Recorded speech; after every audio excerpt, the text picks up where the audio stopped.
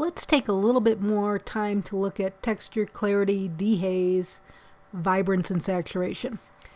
The only thing I've done to this image is adjust the color temperature. And I used the eyedropper to do that, and I clicked on the tag. Let's look at texture. So texture, when I push it all the way to the right, is really affecting the edges of what needs sharpening. So texture is a little more subtle than clarity. If I push clarity all the way up, it's much more extreme. You don't have to go all the way, but it's a great way to see what things are looking like. And remember, if you double click on the slider, it sets you back to the default. So on this image, I'm going to give it a little bit of texture, and I'm actually going to pop a little bit of clarity in too. You can mix it up and use both.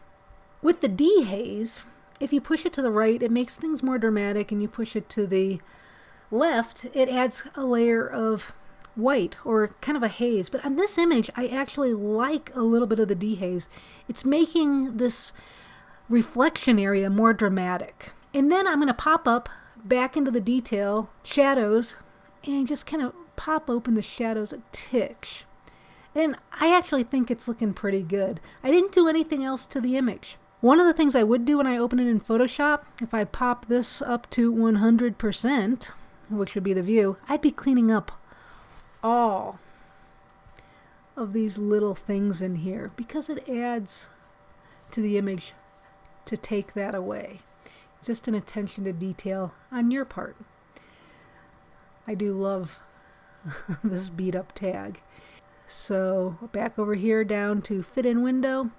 That's just kind of your basics of the texture, clarity, and dehaze.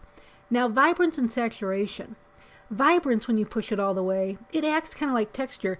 It doesn't affect as much as saturation. Saturation is more extreme. One thing vibrance does is it doesn't affect skin tones and more neutral tones until you get it really pushed to the edge. So vibrance is better if you have people in your image. Saturation is just overall. I'm just going to add a little bit of vibrance, and you can see it popping out here in this magenta-y color.